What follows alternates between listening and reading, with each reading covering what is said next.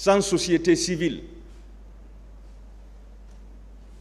sans le respect minimum des droits humains et des libertés fondamentales,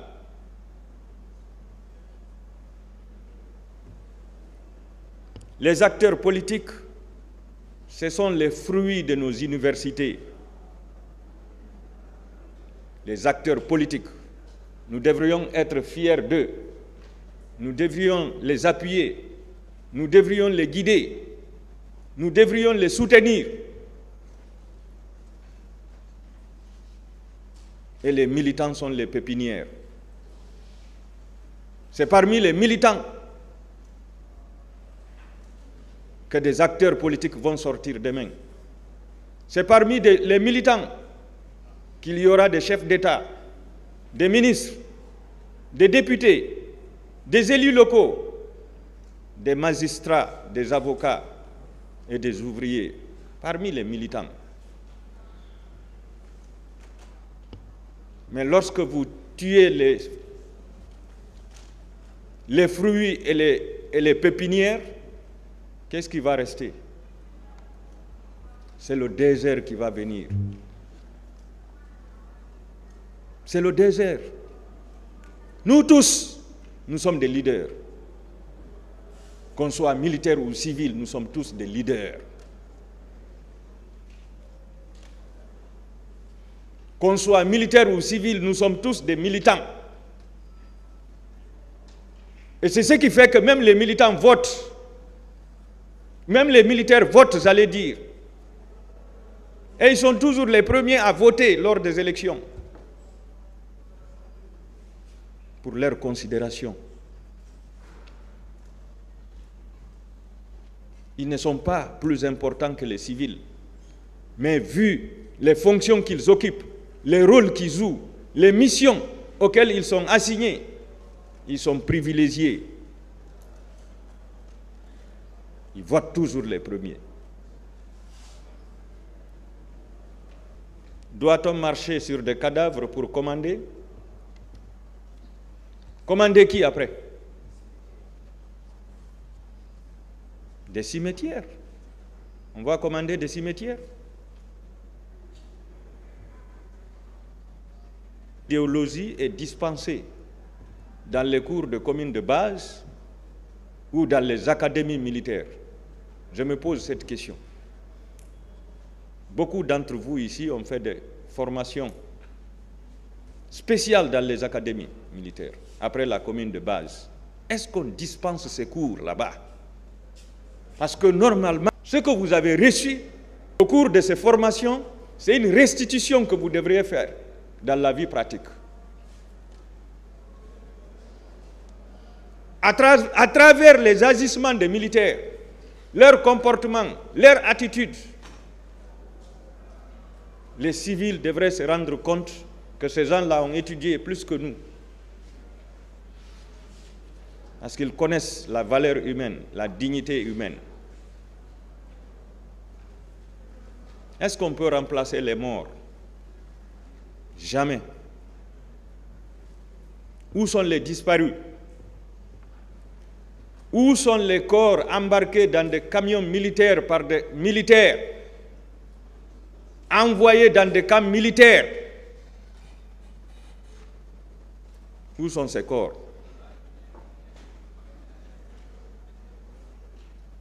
Si vous avez tué, d'accord, c'est entre vous et Dieu, mais présentez-nous les corps au moins pour qu'on puisse les enterrer dignement,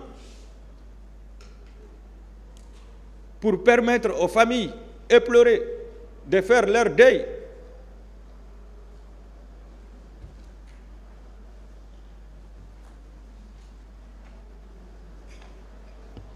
C'est pour toutes ces raisons, Monsieur le Président, que j'ai salué l'arrivée du Prytanée militaire. J'espère que ces enfants qui ont été recrutés fraîchement après l'examen d'entrée en 7e recevront une formation et un encadrement adéquat qui leur permettront de respecter la vie humaine, la dignité humaine, de considérer l'être humain. J'espère que des bons soldats vont sortir de ces prytanées militaires. Dieu dit dans son noble Coran, Ba'da auzubillahi minash shaitanir rajim, Man qatala nafsan bi khayri nafsin aw fasadin fil ard faka'annama qatala an-nasa jami'an wa man ahyaha faka'annama ahya an-nasa jami'an. Khalas. Dieu dit dans son noble Coran, quiconque aura donné la mort à un autre alors que ce dernier n'est ni un meurtrier ni un séditieux sur terre, est considéré comme étant le meurtrier de l'humanité entière. Donc, lorsque vous tuez une seule vie, vous êtes considéré comme étant le meurtrier de l'humanité entière. Si vous tuez 2 personnes, c'est comme si vous avez tué l'humanité 2 fois, ainsi de suite.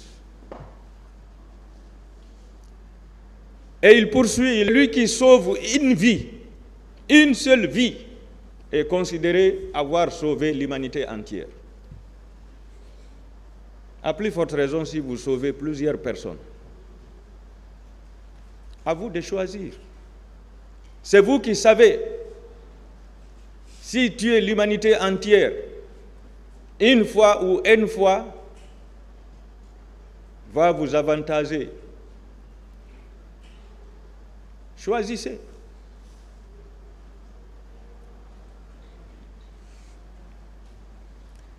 Pour soulager les victimes, Monsieur le Président, de ces viols collectifs, ces tortures, ces exterminations, ces disparitions forcées, qui ne sont rien d'autre que des crimes contre l'humanité,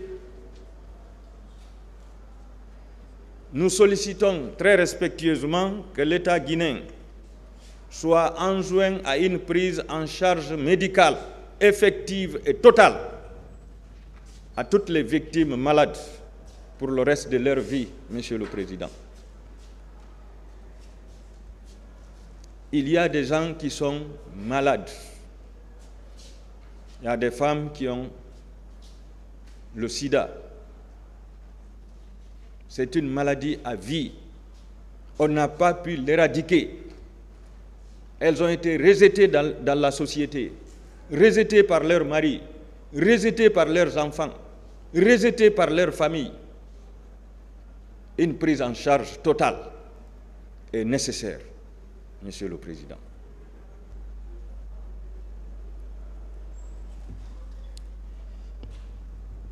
Monsieur le Président, nous sollicitons également que les accusés soient solidairement condamnés à payer tous les montants que mon prédécesseur, Maître Alpha Ahmad Desba, vous a communiqué hier, à savoir pour les morts, pour les ayants droit des morts et disparus, 3 milliards de francs guinéens par personne,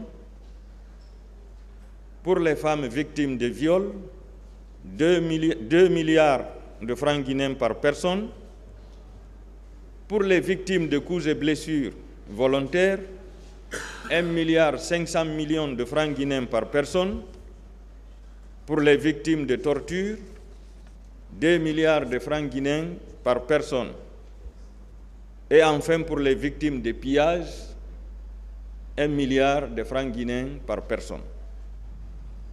Nous pensons que ce montant n'est pas énorme. Ce montant est un montant juste et raisonnable, Monsieur le Président, qui ne pourra même pas réparer tous les dommages, tous les préjudices, j'allais dire, subis par nos clients. En le faisant ainsi, Monsieur le Président, vous aurez rendu justice à l'humanité entière, Monsieur le Président. Je laisse le soin à mes autres brillants confrères de la partie civile pour vous parler des autres accusés, à savoir l'adjudant-chef Mamadou Aliou Keïta, le colonel Blaise Goumou, le capitaine C.C. Raphaël Haba, le commandant Aboubakar Sidiki Diakité et le colonel Ibrahim Kamara dit Kalonjo. Je pense avoir plaidé et je vous remercie pour votre bien aimable attention.